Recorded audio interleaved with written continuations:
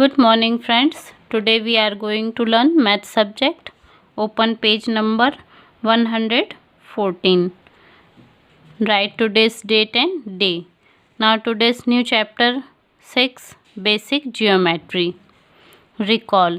इसमें देखते हैं हम ओपन कर्व्स, ये सभी चीज़ें आपने पहले की क्लास में भी पढ़ी हुई हैं, इन्हें हम फिर से एक बार रिपीट करते हैं।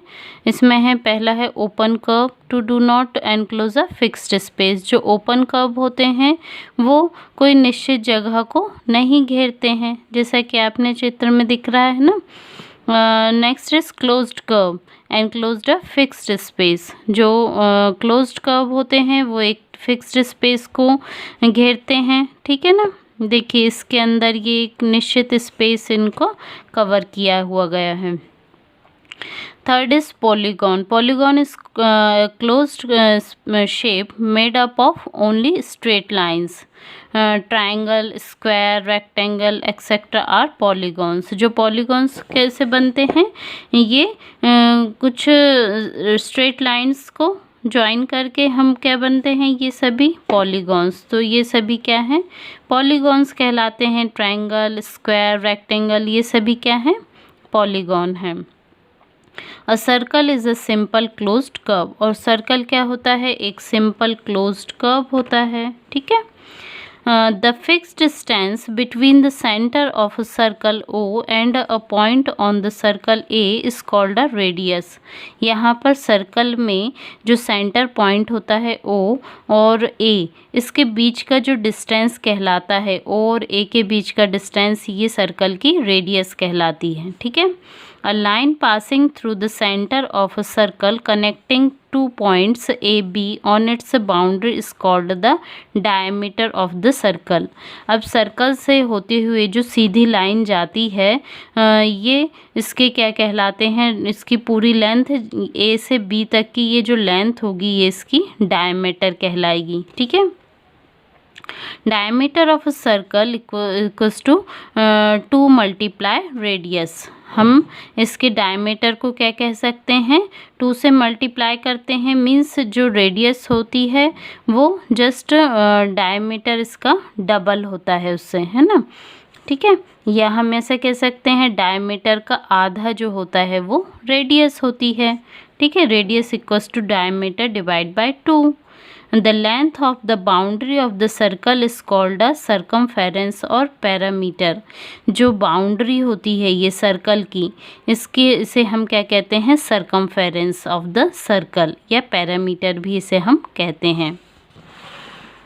अब हम देखते हैं यहाँ पर solid shapes can be viewed in 3 ways। इसमें जो सॉलिड शेप्स होते हैं उन्हें हम 3 तरीके से देख सकते हैं। इसमें पहला होता है ये फ्रंट व्यू, और ऊपर का होता है टॉप व्यू, एंड साइड का होता है ये साइड व्यू, ठीक है। Try this, tick the simple closed curves and cross the open curves, circle the polygons. यहाँ पर आपको ये जो पिक्चर्स दिए गए हैं, इनमें जो सिंपल क्लोज्ड कर्व हैं, है ना, उन्हें आपको क्या करना है, टिक करना है। जो ओपन कर्व्स हैं इन्हें आपको क्रॉस करना है, और जो पॉलीगॉन्स हैं उन्हें आपको सर्कल करना है, ठीक है। और भी कुछ ये एक्टिविटीज़ यहाँ पर एक्सरसाइज दी हैं, इन्हें आप अपने नोटबुक में करेंगे, ठीक है। Now turn the page. Angles. Angles जिन्हें हम हिंदी में कोण भी कहते हैं, ठीक है, इसके बारे में हम जानते हैं क्या होते हैं angles.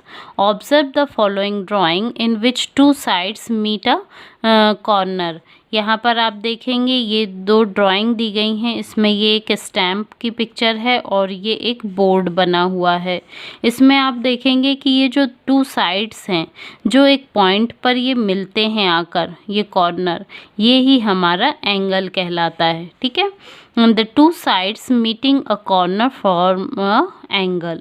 We can recognize various angles in the object all around us. हम अपने आसपास की कई चीज़ें हैं जिनमें एंगल को देख सकते हैं, जैसे ये हमारे इनमें जो जहाँ जहाँ भी ये 2 पॉइंट्स, 2 साइड्स जहाँ पर मिलती हैं, वो पॉइंट हमारा एंगल बनता है, ठीक है।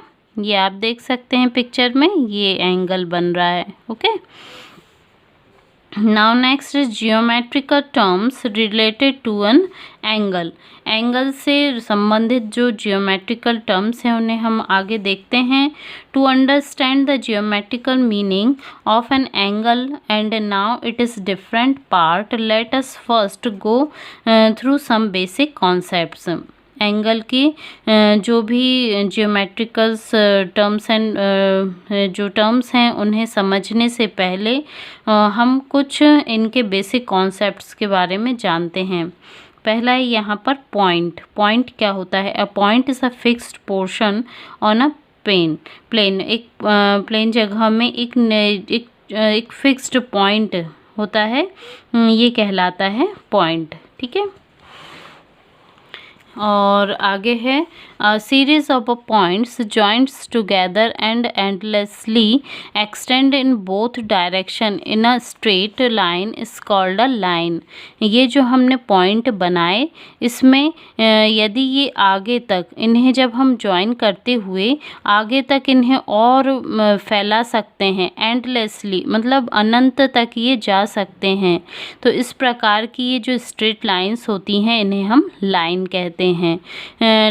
अ line can not be measure. इसे हम नाप नहीं सकते हैं, ये बहुत आगे तक जा सकती है.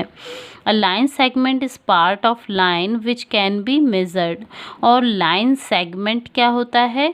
लाइन सेगमेंट लाइन का ही एक पार्ट होता है जिसे हम मेज़र कर सकते हैं. जैसे यहाँ पर पी क्यू एक लाइन सेगमेंट है, इसका एक निश्चित मेज़रमेंट होगा कि ये कितनी लंबी है, पी से क्यू तक की दूरी कितनी है ना. तो ये होता है एक लाइन सेगमेंट. ठीक है. Ray is a part of a line with one end fixed and extending endlessly in the other direction is a straight line.